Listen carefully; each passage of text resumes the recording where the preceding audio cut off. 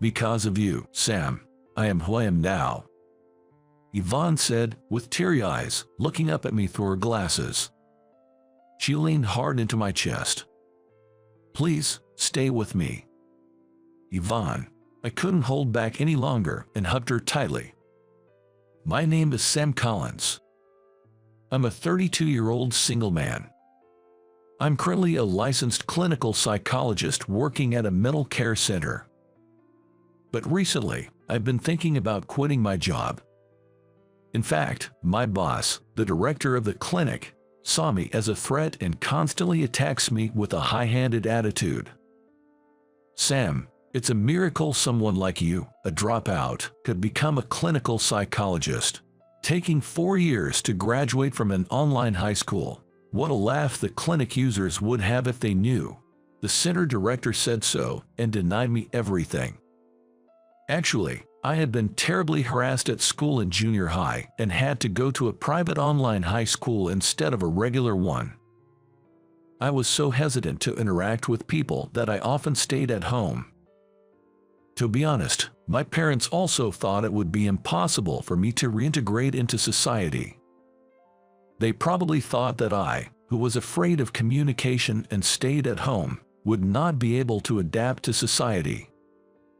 I myself could not imagine that a happy future would come my way.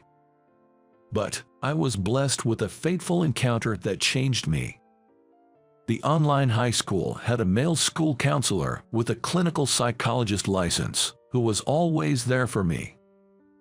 "Sam, you're still young. You can start over as many times as you need. Take your time and think about what you want to do in the future," he encouraged me warmly. At the beginning of high school, I had already lost hope for my life, but this encounter made me start to see a brighter future. I want to become a clinical psychologist like him and help people. With that thought in mind, I started to study hard to go to the university of my choice. Though I was a high school dropout, I ended up taking 4 years to graduate, but I finally got into the psychology department of my desired college. University life was tough, but I was able to become a clinical psychologist, and I was very satisfied. However, to be honest, I was not satisfied with my situation. Ever since I started working at this mental health clinic, I've been mostly doing administrative work and chores, rarely counseling. According to the director, it's too early for you to do counseling. Of course, administrative work and chores are important, so I was happy to do them if needed. But being told I'm not qualified to do counseling was honestly hurtful. But the director was indeed well-versed in this industry and had a career. The fact that he evaluated me as too early to do counseling might mean that I was not suited to be a clinical psychologist. After finishing work, I sighed and walked alone through the city. It was already past 6 p.m., but it was still very hot, being August. In fact, a woman in her 50s who was walking in front of me had been wiping her sweat with a handkerchief. She seemed very hot, but I wondered if she would be all right. As I was worrying about her, to my surprise, she suddenly crouched down on the spot. "Are you okay?" I called out to her with concern, and she replied weakly, "I'm feeling dizzy. It might be heat stroke."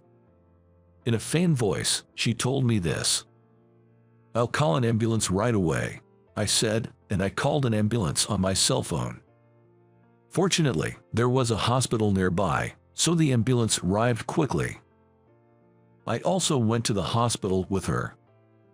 The woman received an 4 drip, and 2 hours later she recovered and was fine. She had become dehydrated due to heat stroke, but because treatment was given early, she was able to recover without any major issues. She thanked me many times. "You really saved me. I want to thank you again, so please give me your contact information. My name is Riley Brown." Having said that, Riley handed me her business card. Looking at her business card, I was shocked. Surprisingly, Riley was the director of an internal medicine clinic called Brown Clinic. I'm a doctor, but I'm embarrassed to say that I've become dehydrated because I couldn't manage myself properly. I thought I was feeling tired since this morning, but there were so many patients. No, I'm glad you're safe, Riley. I also handed my business card to her. It was really good to be able to help people outside of counseling. I went home to my apartment with a refreshing feeling, but later I got a call from Riley and was invited to dinner. I thought I had done what any person would do, but Riley insisted on inviting me, so in the end I graciously accepted her kindness. The place chosen by Riley was a famous high-end restaurant. The atmosphere was very good and the food was very delicious. Riley, a pleasant woman, poured me a glass of wine and livened up the place with her witty conversation.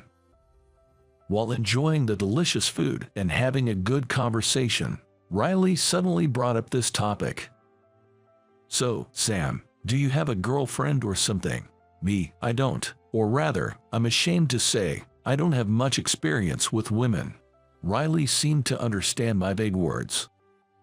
"Well then, why don't you meet with my niece? She's turning 28 this year, and I think she's a good age match with you, Sam."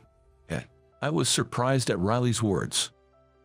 I was grateful to her for introducing me to this kind of matchmaking, but the truth was, I didn't think I had the luxury of being able to afford it. After all, my job wasn't going well, and I was even thinking about quitting. I was thinking about how to refuse, but in the end, with Riley's strong recommendation, I ended up meeting her niece on the following Sunday. Even if I did meet her, there was no guarantee that Riley's niece would like me. I never have been in love, and few women would be in love with me, a man who is not even flattering to them. Thinking about it made me feel a little more relaxed, and I headed to the hotel lounge where we were to meet. I arrived a little earlier than the meeting time, and as I waited nervously, I saw Riley. "Sam, sorry to keep you waiting. This is my niece, Yvonne. Nice to meet you. My name is Yvonne." I felt a strong heartbeat as soon as I saw Yvonne, Riley's niece. She was a tall, slender beauty with glasses, just my type. "Wow, she's beautiful." "My name is Sam Collins. Nice to meet you." Yvonne is a psychiatrist. "Sam, you're a clinical psychologist, so I think you'll have a lot to talk about. Now, you young ones, take your time." With that, Riley left the lounge with smiling. Sitting face to face with Yvonne, I was overwhelmed by her beauty once again. But there's no way a beautiful and successful woman like her, who's also a doctor, would consider someone like me. Yvonne must have reluctantly attended this matchmaking meeting because her aunt, Riley, told her to. In fact, Yvonne was dressed in a simple gray suit with natural makeup. Of course, Yvonne, who is beautiful to begin with, was still very attractive, but she didn't seem to be dressed up too much. She probably didn't want to have a matchmaking date with me. However, my conversation with Yvonne went surprisingly well. At first glance, Yvonne seemed cool, but in reality she was a very friendly woman with an exceptionally cute smile. "Haha, Sam, you're funny. As expected of a clinical psychologist, you talk so well." Saying that, Yvonne seemed to enjoy listening to my stories. It's been a long time since I've had a conversation with someone like this, as I've been quietly doing my office work at work. Also, since Yvonne is a psychiatrist, I learned a lot from her. Before I knew it, I was engrossed in my conversation with Yvonne and truly enjoyed this time. Even if it was just this once, I was honored to have a cup of tea with such a wonderful woman. That's what I was thinking, but to my surprise, she invited me to meet again. "I'd like to hear more about your work, so would you like to go out for dinner next week?" I was surprised by the unexpected invitation, but I decided to accept it. Just as my fun day was coming to an end and my mood was about to drop, her attractive invitation boosted my spirits again. But in reality, I feel like she's just inviting me out to eat as a friend, like a drinking buddy. There's no way a beauty like her would invite someone like me out to eat otherwise. I just couldn't shake off that feeling. I was taken aback because the restaurant we met at was more fashionable than I expected. There were many couples inside the restaurant. On top of that, Yvonne was dressed up in a beautiful dress and had her makeup done perfectly. It felt just like a real date. I was, as usual, dressed in a shirt and chinos, and I was so ashamed that I wanted to crawl under the rug. Oh. I should have worn a suit if I knew we were going to such a fancy restaurant. No matter how you look at it, I'm not matching up with Yvonne. And with the beautiful and glamorous Yvonne in front of me, more radiant than the first time I met her, my heart was racing. While admiring her beauty, I enjoyed the meal. That day, Yvonne shared various stories about her upbringing. When I was in middle school, my parents passed away in a car accident. Then, Aunt Riley took me in and I decided to become a doctor. Oh, that must have been tough. Yes, but now I'm happy. Although middle school was the lowest point in my life, I was able to recover from that setback by meeting a good mentor.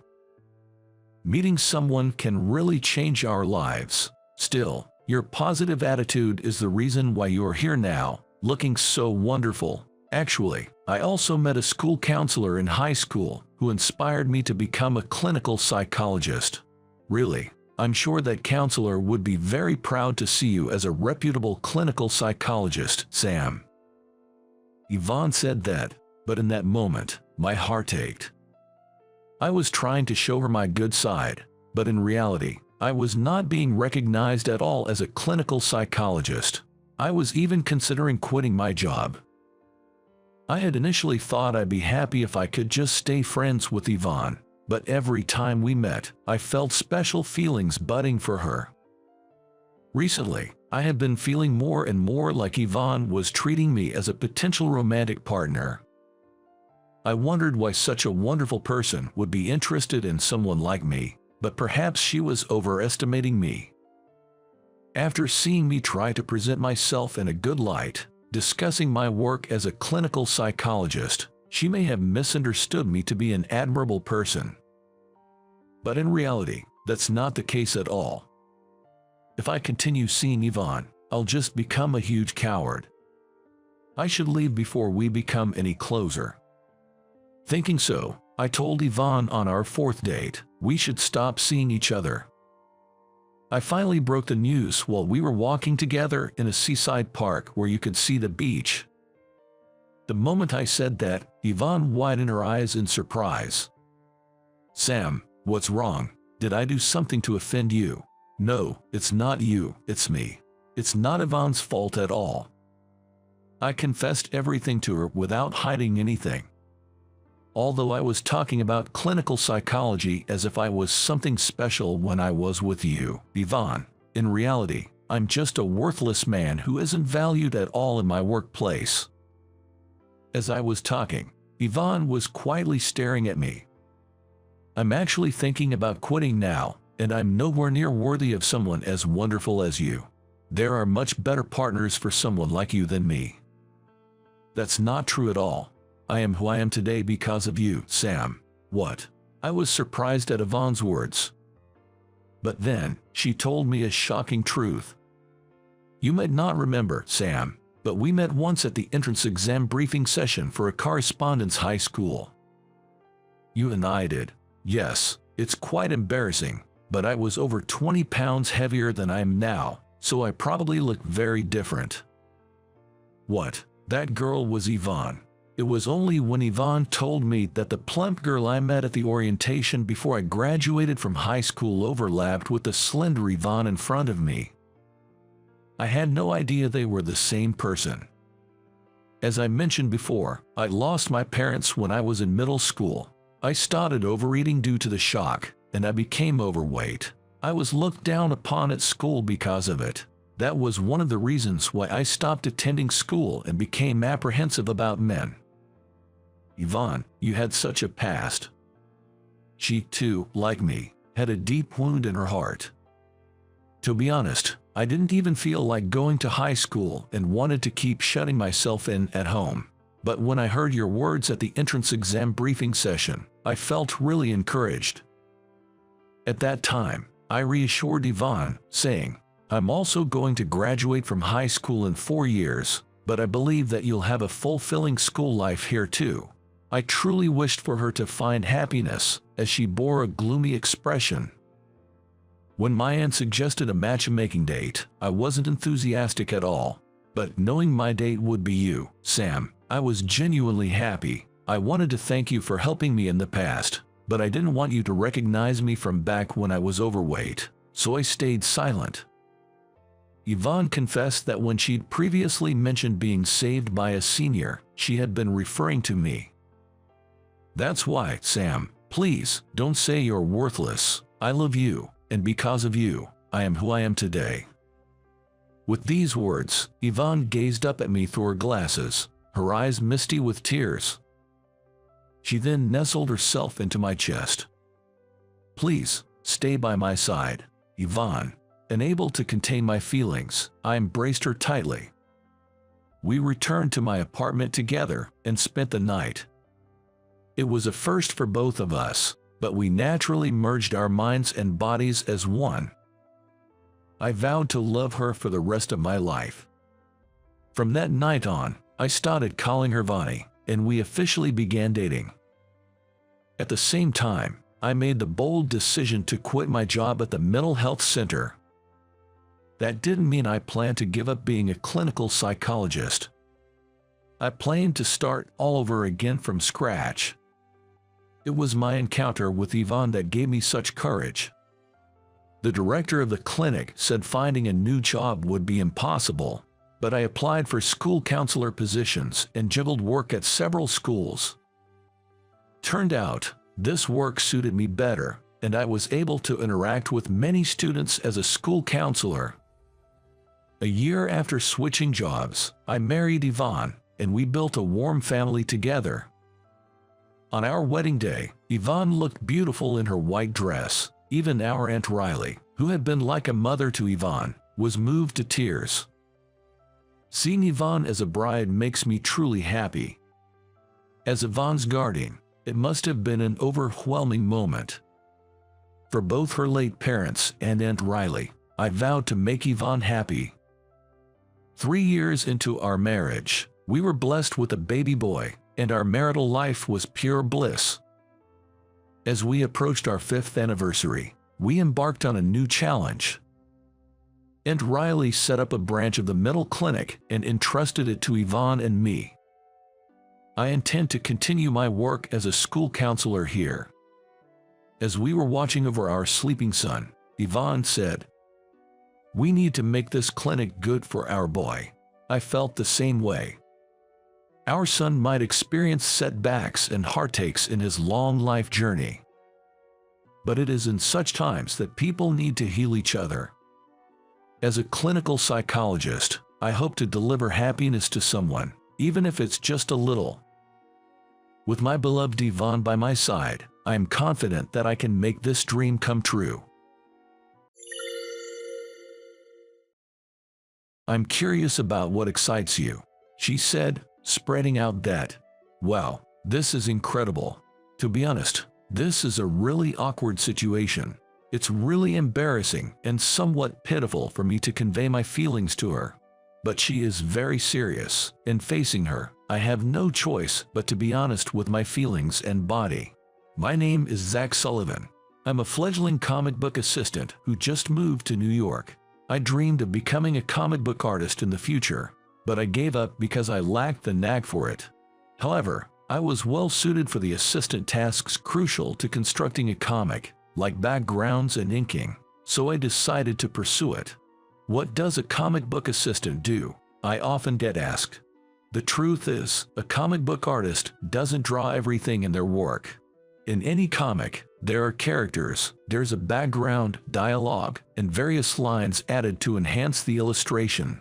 It's impossible for a single comic book artist to do all of these tasks. That's where we, the assistants, come in. While we can't draw eyes or expressions like the artists, we can handle backgrounds, clothing decorations, and the task of pasting patterned paper called tones, even erasing pencil marks. So, us assistants help with the paths that anyone to some degree can draw. By the way, when we say inking, we mean filling it in with black. It's a technique used everywhere from hair to decorations, and it's one of our jobs as assistants. But even if we draw backgrounds and do various things, our names never appear. Still, I also have the desire to support hit works from behind. With that aspiration, I became an assistant. In fact, I'm feeling a bit anxious as my assignment is going to change in a week. The artist I'm currently assisting broke his arm and can't draw comics. If there are no comics, we assistants have no job. When I was worried about what to do, the artist I was assisting suggested I become the assistant to an artist named Gabriella. Gabriella, recently debuted, is an artist with a serial in a men's magazine. Gabriella's comic seems like an adult romantic comedy with a little bit of a risque scene, but it's actually a very interesting piece full of humor and jokes. It's getting a lot of attention and has been nominated for several awards. So, why did I get the offer to become such an amazing artist's assistant? Apparently, my style of drawing is similar to Gabriella's, and she was looking for a male assistant. I was relieved that I wouldn't have to worry about my living, but meeting the comic artist always makes me nervous. So, today, I came to the department store to buy some nice clothes at least for the first time, but my wallet, it's gone. Unbelievably, I had dropped my wallet, a major disaster. It didn't have much money, but losing cards and my driver's license is a big problem. I retraced my steps to see if I had dropped my wallet anywhere, and that's when it happened. I found a woman holding my wallet near the cash register on the floor that sold men's and women's underwear. "Oh, that's my wallet." "Oh, good. Is it yours?" The petite and plainly dressed woman handed me my wallet. I was relieved that she had found it, and I received my wallet from the woman. She was wearing a worn-out, baggy sweatshirt, looking as if she had just stepped out in her house clothes. Yet, her shopping basket was filled with quite bold, rather daring underwear in reds and purples. Just to clear up any misunderstanding, I didn't intend to look. The basket only had underwear, and they were brightly colored, so they just caught my eye. She was wearing ragged clothes, but the underwear was her game changer. The stark contrast between her appearance and the items she was purchasing left me momentarily stunned, but all I could do was thank her for picking up my wallet. It seems she was about to turn it into the cashier's. "Thank you, you saved me." "No problem. I'm glad it found its way back to you. Now, if you'll excuse me." She bowed slightly and left. Maybe she's normally plain but wants to impress her boyfriend. I couldn't help but fantasize, and she left a strong impression on me. That's why I was so surprised to run into her again. I never imagined that the one who picked up my wallet was Gabriella. A week after meeting her, I had an awkward moment when I saw her in Gabriella's studio, where I was about to start as an assistant. She didn't seem to remember me very well, but she did remember picking up my wallet. "It's strange how things work out." She laughed, still in her ragged sweatpants, engrossed in her work. According to the veteran assistant, she used to draw with ink and wore such ragged clothes so she wouldn't have to worry about getting them dirty. She's working digitally more and more these days, but she feels she can't really get into the zone unless she's in sweatpants. That's her basic style when she works. But apparently, she sometimes forgets to change before going out, and the neighbors look at her strangely. I can't deny it. My first impression was that she was weird too. "Oh, Zach, can you fill in this area for me?" Sure. She may be quirky, but all the work she creates are very interesting. It's not as well known as the weekly magazines because it's a men's magazine, but her name is gradually getting out there because she's been nominated for awards. It's not an exaggeration to say that this is a critical time, so it's a mystery. Why did she hire a new male assistant? From what I can see, they are not in dire need of assistance. I've been an assistant here for about a month, and I've noticed that the other assistants have been with Gabriella for a long time and can manage just fine without me.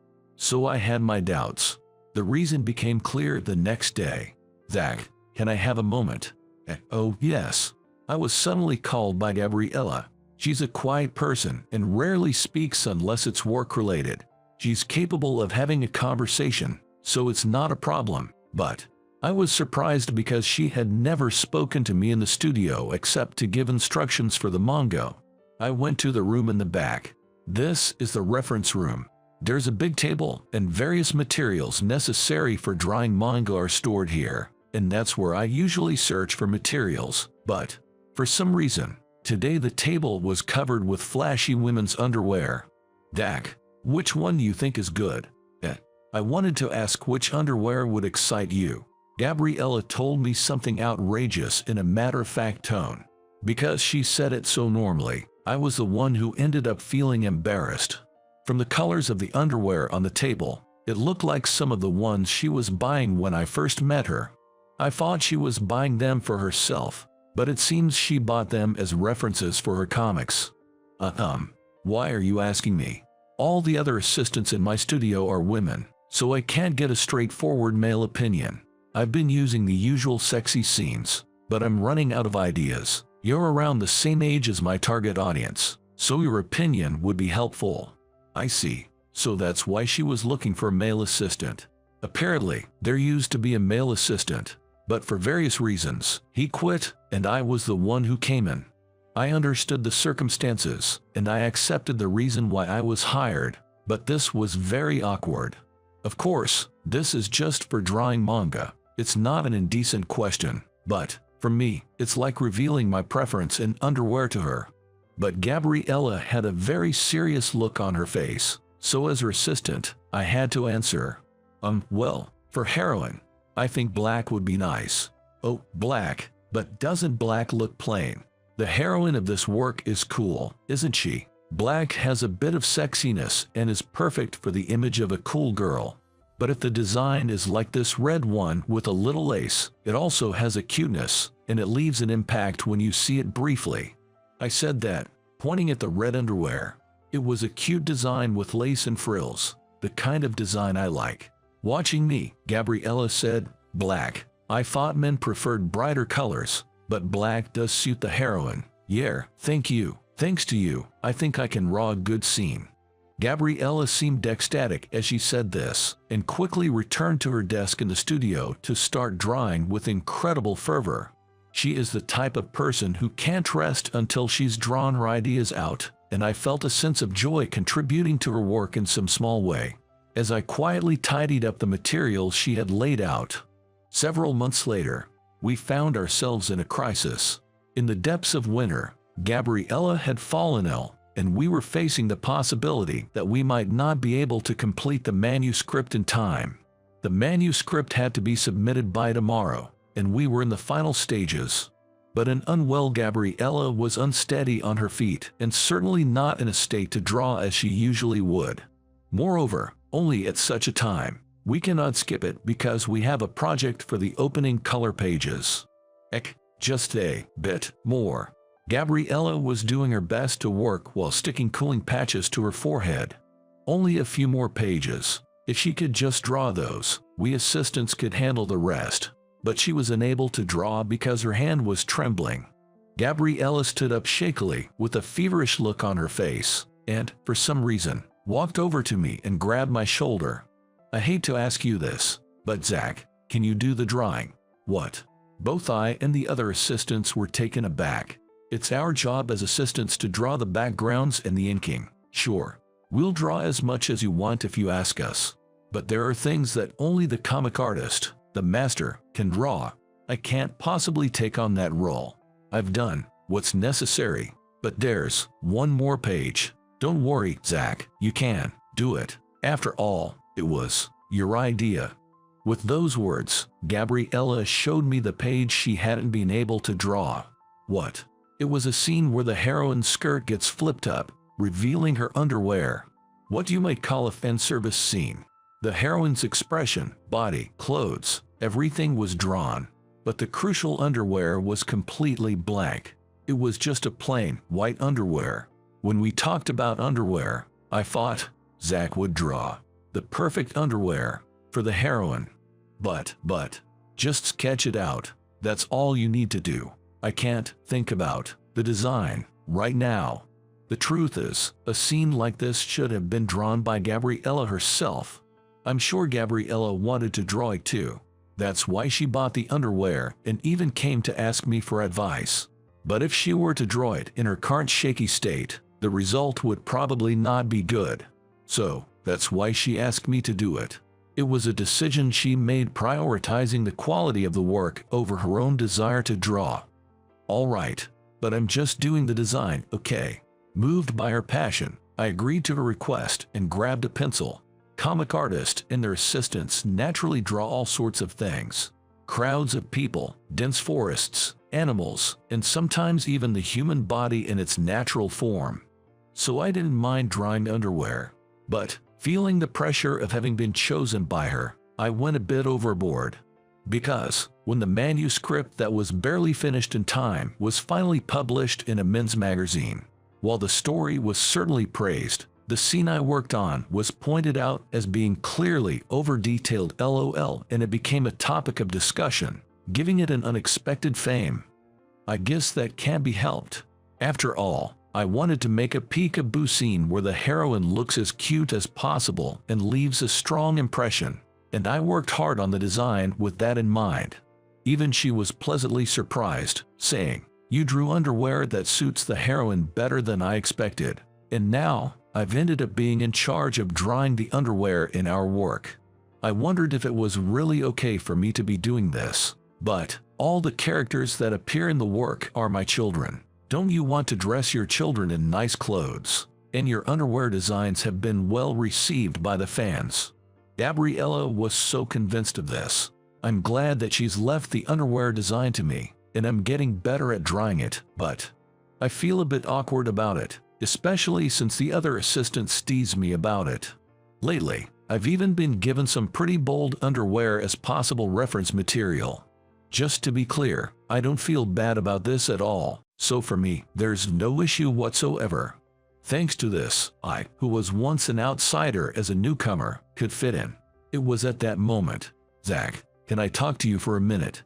As it happened before, it was Gabriella who called me. I wondered if it's going to be another underwear talk. Would you like to grab dinner sometime? Heh. Well, you know, when I fainted you helped me a lot, and I haven't thanked you yet. Gabriella, as usual, said something outrageous with a straight face. By the way, when she said she fainted, she was referring to after the underwear incident. She fainted right after she finished her manuscript. All of the assistants besides me were women who couldn't carry her, so I ended up taking her to the hospital. Sure enough, she had a cold and was told to rest for a while. But Gabriella basically lived in her workspace, which only had a cot and a small kitchenette. I couldn't just leave her alone, so I ended up carrying her for a while. I'm sorry, Zach, for always causing trouble. That's okay, I'm not busy anyway. I remember having such a conversation, but it was quite difficult from there. Gabriella has quite a selfish side. I don't want to take medicine. I'll get better if I sleep. You're being given medicine because you won't stay in bed. Sometimes she would suddenly refuse to take her medicine and throw a tantrum. Other times, she would say, eating is such a hassle, and wouldn't even try to eat, so I reluctantly had to feed her. There was a terrible time when her fever slightly dropped. She declared, "I'm feeling better so I'll draw comics," and literally glued herself to the drawing table. No way, you still have a slight fever, right? There's plenty of time until the deadline. Please recover now. I don't wanna. If I don't draw now, I'll forget. You got sick because of your actions, so please accept it. I can't even count how many times we had this exchange. Recalling it now, I almost want to cry because of the hardships. So, what's it gonna be? Are you in or not? It seemed like there was a pause as I was reminiscing about the past after being invited by Gabriella for dinner. Gabriella was tilting her head in curiosity. Of course, I was pleased with the invitation, but I glanced at Gabriella's clothing. Sure, let's go. But no sweatpants. Can't I? No, please buy new clothes once in a while. I had a hard time looking at the worn-out sweatpants she was almost at her limit with. But Gabriella was oblivious and even dropped a bombshell by saying, "Okay, then Zach, you go buy some clothes. I'll tell you my size, and you can bill me for it later." Why me? Well, because we're going to dinner together, and I don't know what kind of clothes you would like me to wear. Gabriella tilted her head in confusion as I let out a heavy sigh. She doesn't understand men at all. Listen, Gabriella, that's something you ask a man you're interested in. Yay, that's why I'm asking you. Heh. I froze at Gabriella's serious expression. What did she just say? In context, it sounds like she's interested in me. Gabriella, I like you, Zach. I was wondering if I could wear the underwear that you like. Stop. I hurriedly cut off Gabriella, fearing another bombshell was about to drop. This person, she really is hopelessly clueless in every way. Okay, I get it. Just get yourself together for now, and please wear this. We can eat wherever you'd like. Do you mean anywhere I'd like? Then it might be a burger shop. That's fine. Let's go there. Gabriella, other than comics, she doesn't seem to care much about anything else. And she can be pretty clueless about the world, too. As a comic artist, I admire her, but when I look at her as a person, she's so worrisome that it's to the point where I feel compelled to keep an eye on her.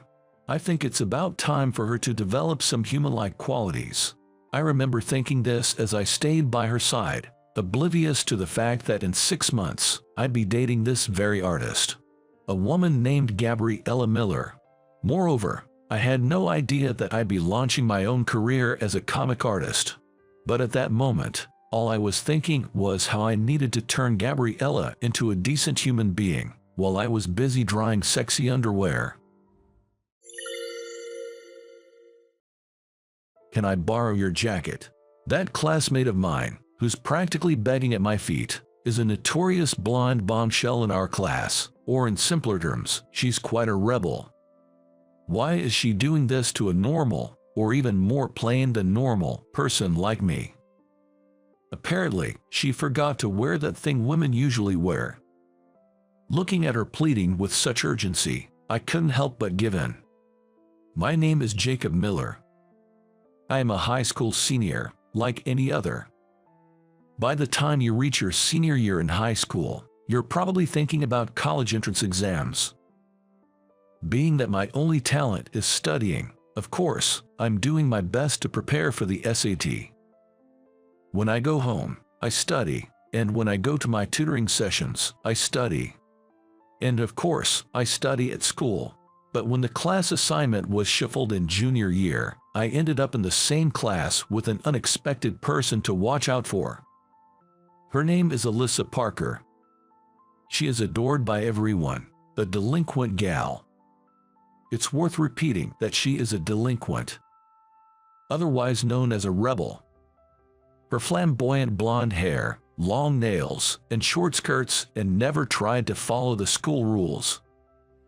And yet, she always manages to just barely avoid being held back, due to her attendance and grades remaining just good enough to pass each year. Moreover, since she participates enthusiastically only in school events, teachers are unable to suspend her from school even if they give her a warning. In actuality, she doesn't cause much trouble inside the school. But there are many rumors about Alyssa. She's undefeated in fights, or that she single-handedly took down a girls' gang, or that she's been involved with countless men. She's definitely the type I'd rather not associate with. Being a studious geek, I doubt Alyssa even knows I exist. Even though we're in the same class, we rarely talk. Her constant chatter during class is honestly stressful, but other than that, she doesn't interfere with me. I was not approached for conversation, and the semester ended just like that. Then time passed, and it was the middle of the second term. The second term is typically when school events like school travels are held, but third year we don't do anything that formal. However, our high school, and usually, has adopted a system of classroom duty rotation. It's a system where a boy and a girl pair are chosen by drawing lots, and they perform tasks like unlocking the classroom in the morning, airing it out and erasing the blackboard. I usually arrive at school early, so the duties aren't a bother to me. But the problem is, I was paired with Alyssa. She probably won't come. After all, she's usually either sprinting into the classroom at the last minute or she's late. Moreover, it's raining outside. I would probably have to do all the tasks alone today. With that thought, I unlocked the classroom. I waited until the time the duty person should arrive, but as expected, she didn't show up. So, I unlocked the classroom alone, aired it out, and was erasing the blackboard when I could hear someone running hurriedly. Was it the classroom duty person from the next class who was late? As I was thinking that way. Eek, for real? You're already here. I'm sorry. I'm 10 minutes late. Unbelievably, Alyssa, the notorious latecomer, dashed into the classroom. Taken aback by her unexpected appearance, I dropped the eraser I was holding. Though she was 10 minutes late, it was still earlier than her usual arrival time. And now, she realized that she was late and apologizing to me. Wait, Alyssa. As I stood there in bewilderment, she tossed her near empty backpack onto her desk and asked, "Oh, you've finished everything already. You're fast. Is there anything left to do?" Well, I haven't changed the water in the vase yet." "Okay, I'll do that." Alyssa grabbed the vase and exited the classroom. It was a shock to me that Alyssa had shown up at all, and I only noticed she was soaking wet as she was leaving the room. She must have run to school, thinking she was going to be late. I hoped she wouldn't catch a cold, and yet, she took an extraordinarily long time to come back, even though she just went to change the water in the vase. I wondered if something happened, but we weren't exactly friends, so I sat down at my desk and started studying. Then, 10 minutes later, hey, I heard a voice from behind me. It was coming from the door at the back of the classroom. Turning around, I saw her looking awkwardly in my direction. Holding a vase, when our eyes met, she asked, "Will you listen to my request?" A favor from her, for me. I turned to her in confusion. Upon closer inspection, her face was flushed. On top of that, she was acting strangely. What? Then she put the vase on a nearby desk, quickly slid over to me. And then she suddenly bowed down deeply. "What? Can I borrow your jacket?" she exclaimed in a voice almost like a shout. "My jacket? Why? If you're wet, you can change into gym clothes." That was what I thought. She was wet and wanted to change clothes. It's fall now. There's a risk of catching a cold. So, I thought gym clothes would be a better option. I suggested that to her. But she didn't look up. Silence lingered for a while. If it was the usual bubbly and noisy Alyssa, she would have replied something like, "Oh, that might be a good idea." Something was wrong. As I was thinking that, she murmured, "Yay, that's it. I forgot to put that on, because I was in a hurry. I thought I was going to be late." What? She dropped a shocking statement in desperation. Being at a sensitive age, I was too surprised and let out a cry. By that, she meant the innerwear that supports her bust, right? I was confused. But then I understood why she couldn't look up. She just couldn't. Because her uniform was wet and see-through. Nothing stood out on her see-through back. There's no sign of that which should be there. That means she's wearing nothing underneath her uniform. I hurriedly took off my jacket, draped it over her, and then turned my back on her. Indeed, there was no point in wearing her gym clothes in this state. The blazer was thick and would easily hide the front. You can wear this. Is your home far away? One stop by train.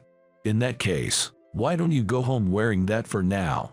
If you leave now, you should be able to come back by second period. It would indeed be tough for a girl of her age to attend class in this condition. especially since there's PE class today. When I said that, she whispered, "Thank you." Then she grabbed her bag and left the classroom. Of course, afterward, I was asked by my friends and teachers, "What happened to your jacket?" But if they knew that I lent it to Alyssa, I would have to explain the whole situation. So, in a split second, I blurted out a stupid joke with a straight face. I got mugged. Since I'm not the type to say such things often, it was well received by those around me. I lied to the teacher, saying I didn't manage to get my laundry done in time. But my silly joke would later come back to haunt me, because Alyssa appeared during the second period. Even though I said that, honestly, I thought Alyssa would play hooky today. She was attending class properly that day.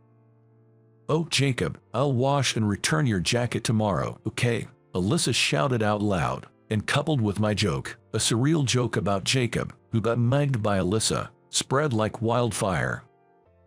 And when Alyssa, who had heard that, got extremely carried away and said, "Jacob, lend me your notebook." "Hey, hold on, that one's not finished yet."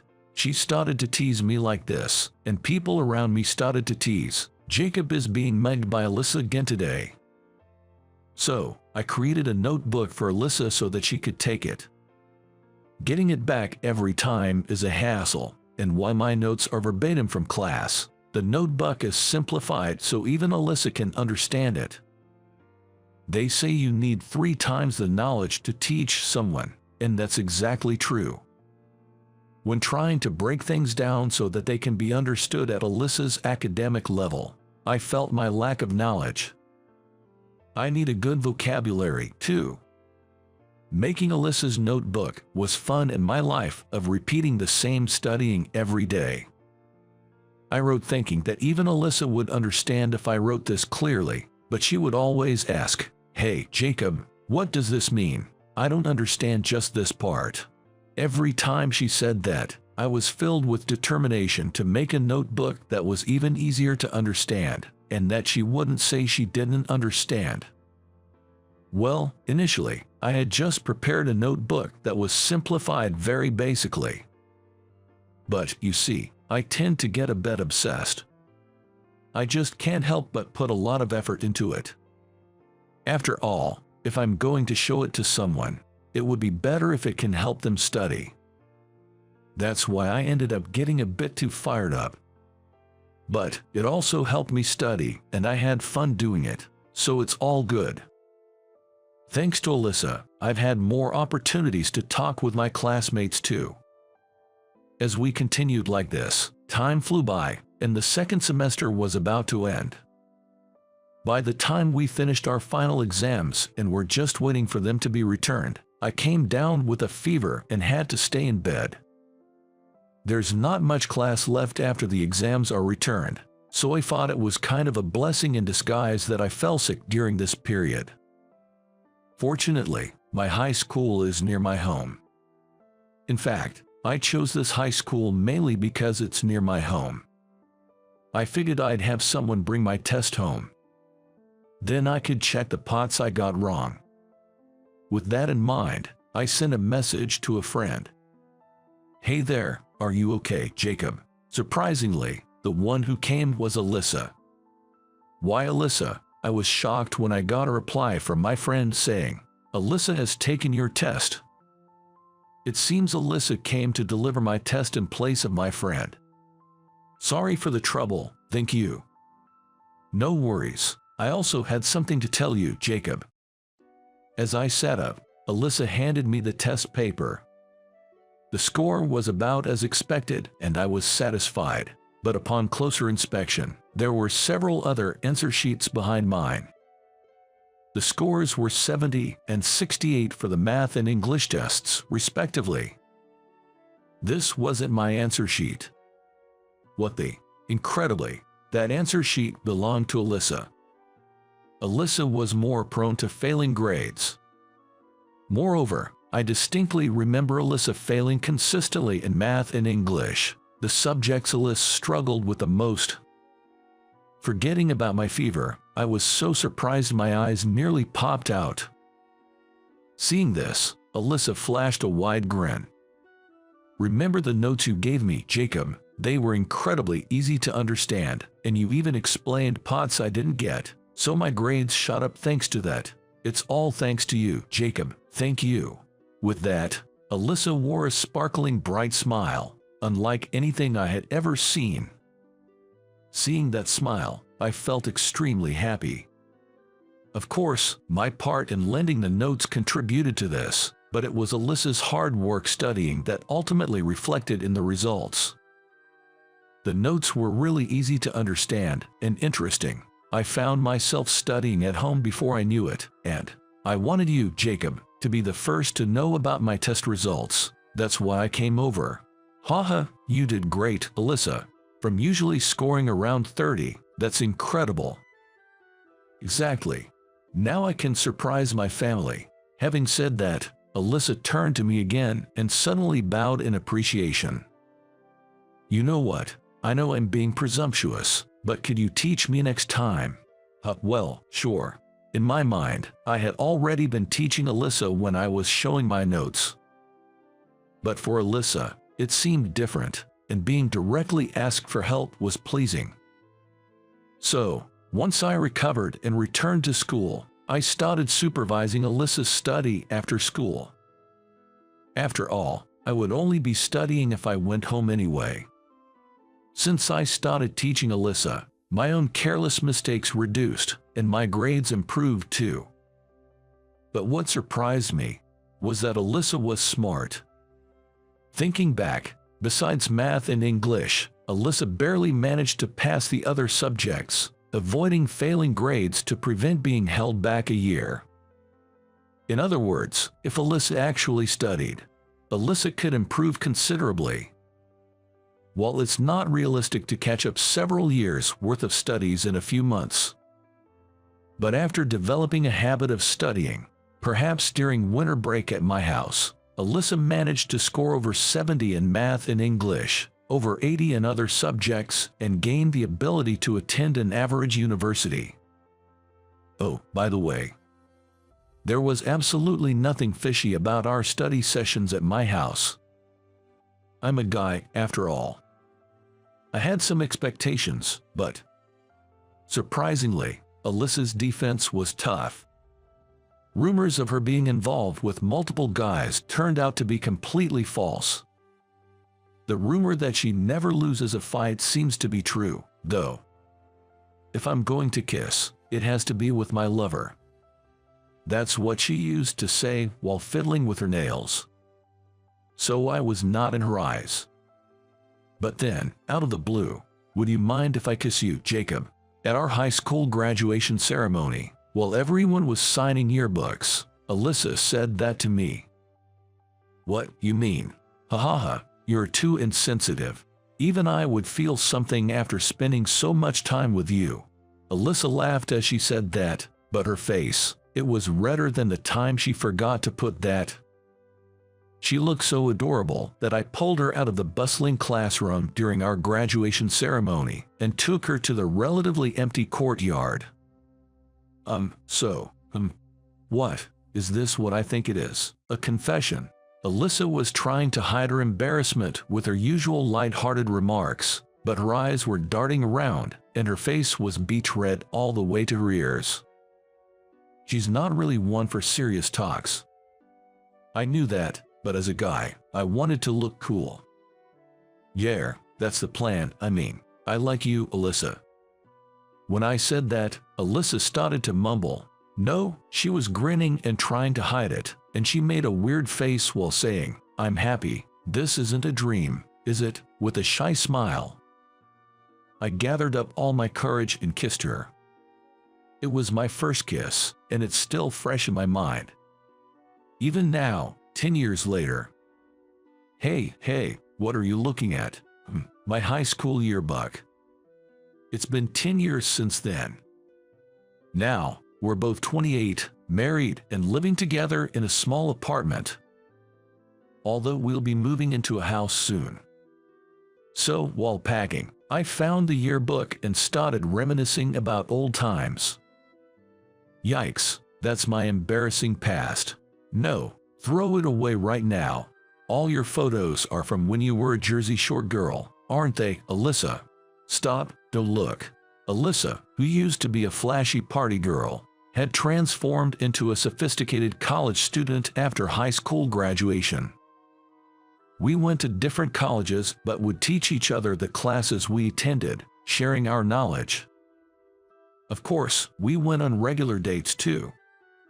So for Alyssa, who had left her partying days behind, the yearbook was a reminder of her embarrassing past. But for me, it's a cherished memento, and I have no plans to throw it away. Hey, don't get too excited, you'll startle our baby. That's true, Alyssa said as she rubbed her belly. She's working hard to nurture the fruit of our love. That's something I can't do. So instead, I'm determined to protect Alyssa and our soon-to-be-born child. With that resolve, I closed the high school yearbook and gently stored it in a large box full of family albums. So, how is that? Your subscription to our channel encourages us to continue producing content. See you in the next video. Are you okay, getting this wet? I found the woman I always meet just in time for the last train, crying on a bench at the taxi stand, drenched in the rain. I instinctively called out to her, deciding to share a taxi and drop her off at her home. Maybe it's because we see each other every day. Despite it being the first time we spoke, I felt a natural sense of closeness, as if we had been talking all along. My name is Ricky Henderson. I'm 37 and work in sales. My workplace manufactures women's clothing and bags, and my job is to promote these products to our clients. But because we deal with women's products, there are a lot of women both at work and among the client representatives. Over half of my colleagues are women, with many being married and mothers. My mentor and direct supervisor retired last year, and a female supervisor transferred in from a different department. The new supervisor favors female employees who are married or raising children. She's flexible when children are sick and employees need to call off work, and she's good about reflecting paid time off requests. However, she is quite strict with single people. Ricky, you're alone when you go home, aren't you? Since you have nothing else to do, I'm leaving this task to you. Today, like always, I was burdened with extra work by the supervisor and was swamped with overtime. Recently, it's been especially bad, with me working overtime almost every day for a month. It was so unreasonable that I even argued against her. Even I want time and space to do house chores like laundry and cleaning. But the supervisor glared at me. Laundry, cleaning, you can do that on your days off. Other people also have to take care of their children and prepare meals on top of that. I was taken aback by her harsh tone and couldn't say anything back. Isn't this discrimination against unmarried people? I won't lose to that unreasonable supervisor. I kept murmuring to myself as I worked overtime day after day. I'm a stubborn person. But that doesn't mean I can work endlessly. I've been barely catching the last train for several days now, feeling immensely tired and sleep-deprived. Today, as I rushed to the station just in time for the last train again, I saw the familiar woman. Oh, it's her, reading a thick book again. I wonder what she's reading. I end up staring at the woman because I'm curious about something that doesn't really matter. It seems she sensed my gaze because she looked back at me, and our eyes met. In a panic, I averted my eyes and looked down at my cell phone. Lately, we've been seeing each other almost every day at this late hour, right before the last train. I'm sure she must have recognized me by now. I wonder if she finds it suspicious that I keep staring at her. Despite my worries, I find myself looking her way. Like me, She always arrives at the station just in time for the last train, engrossed in some thick book. Not only that, but there were also moments when I caught her quietly shedding tears while looking at her phone. I wonder if she's also being dumped with work by her boss or someone. I can't help but speculate about her. To me, she's a figure of interest, and I find myself watching her whenever we meet. One day, I was fighting against overtime as usual, right up to the last train. But it was raining heavily that day, like an overturned bucket. You've got to be kidding, I didn't bring an umbrella. Muttering to myself, I ran through the rain to the station. No sooner had I reached the ticket gates than the last train pulled away. Crap, not my day, I grumbled, heading to the taxi stand. There, on a bench, I saw a familiar woman crying in the rain. Of her, why is she crying? Drawn to her, I approached and asked, "You're soaked rough, are you okay?" "Oh, I'm fine. Don't worry about it," she said, hiding her face. "You don't seem okay. You might catch a cold. Are you heading home now? Where's your place?" I found myself speaking naturally in her presence. Maybe because I see her every day. Despite it being our first conversation, I felt a natural closeness to her as if we've always talked. "I live in Huntington," she replied through her tears. "I live there too. I'll share a cab with you part of the way." I decided to somewhat assertively join her. When she got in the taxi, she told the driver her destination and spent the whole journey crying alone. While I was concerned, I didn't dare to ask her anything. "Here, you can use this to wipe your eyes." I offered her my handkerchief and saw her off as she headed home. I went to work as usual the next morning, again clocking out just in time for the last train. However, for some reason, she was nowhere to be seen. Could she have caught a cold? I found myself thinking, and kept an eye out for her at the station.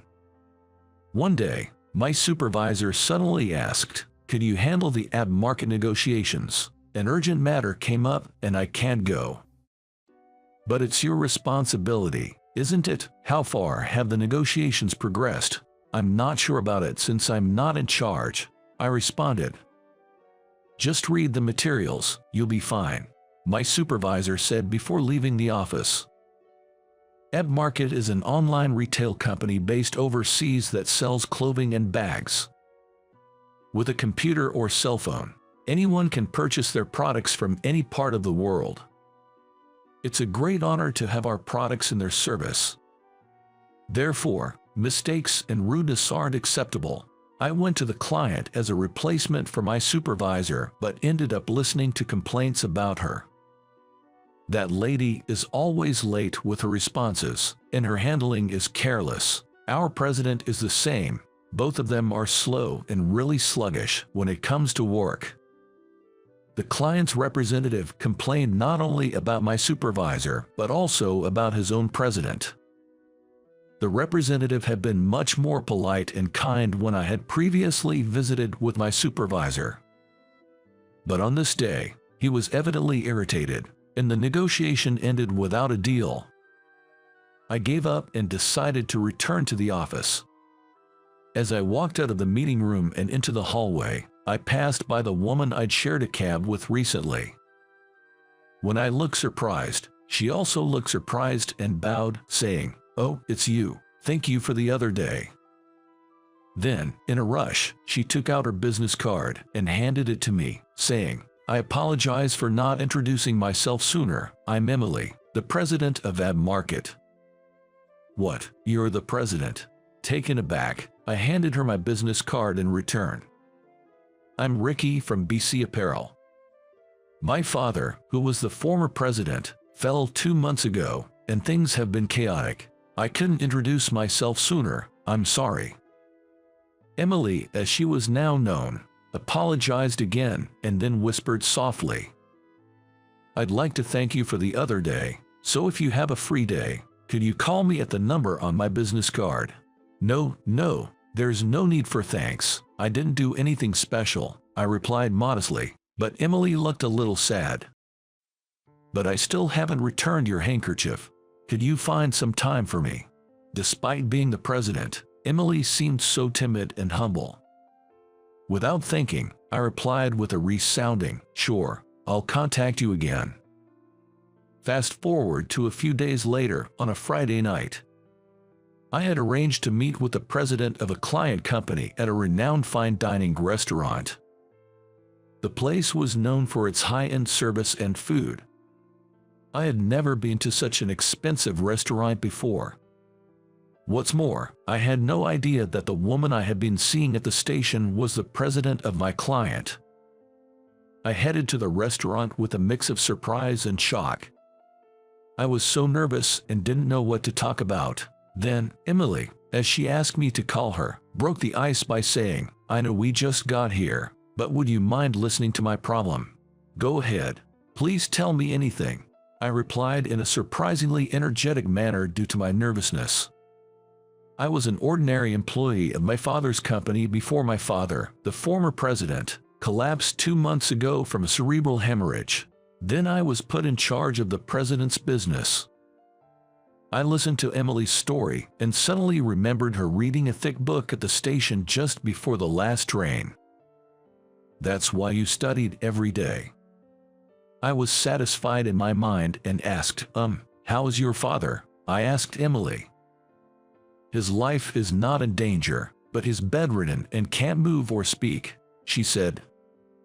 I felt a cold sweat trickling down my back. I felt I had asked something I shouldn't have. She continued, "My mother passed away a few years ago, and I have no one to rely on. The employees say I'm not dependable, and my relatives tell me I'm not cut out to be a president. I've been feeling down." Emily shared her troubles while wiping away her tears. "Because they think I'm not reliable, my relatives are trying to set me up with a guy who runs a company in the same industry. They're suggesting I should marry him and merge the companies." Mergers, marriages. Do your relatives decide all those important things? I found it hard to believe what Emily was sharing. But Emily, wiping away her tears, said, "My father can't speak, and I'm too timid to oppose my relatives.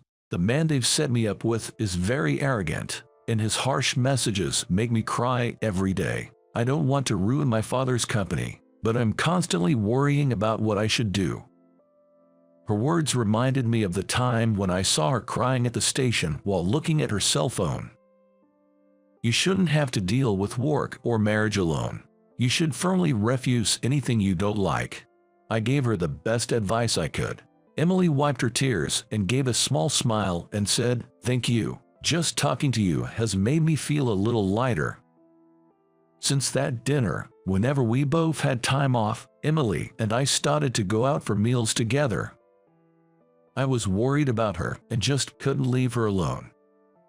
I felt I wanted her to share everything with me, even her worries.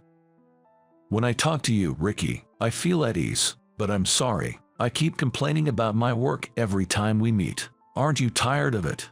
Every time we went out to eat, Emily would check on my well-being before we parted. "No worries, I feel trusted. And by the way, you don't have to speak formally. You can just talk casually with me." "If I'm going to talk casually, Ricky, you should too. I'd be happy if we could become closer."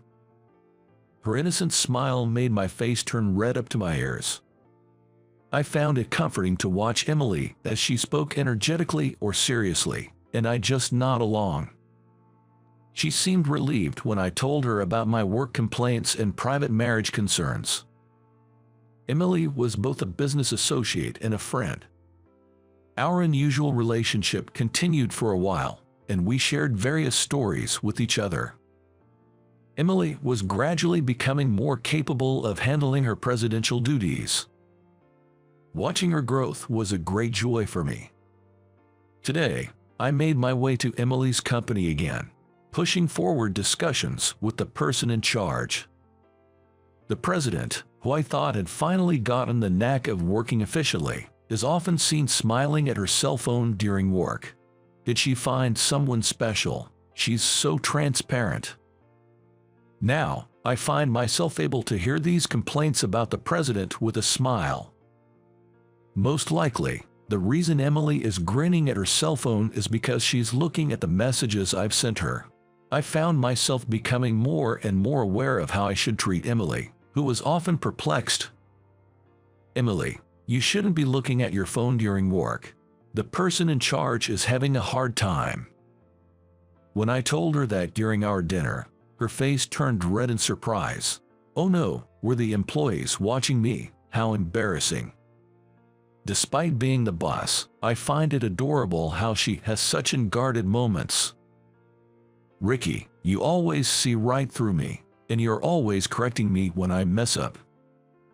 To her, who said this with a wry smile, I conveyed with a serious look. I like you, Emily. I want the person I like to be even more wonderful, even at work. Amidst her flustered and blushing state, I found her endearing and, once again with a serious look, expressed my feelings. I would like to support you not only in your professional life, but also in your personal life as your lover. She blushed bright red up to her ears and nodded, yes. That was the start of our romantic relationship, and it triggered my decision to transition to her company.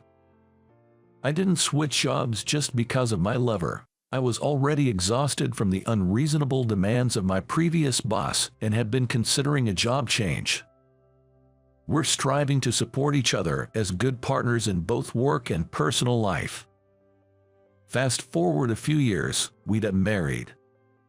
As our life stage changed, I also stepped up at work.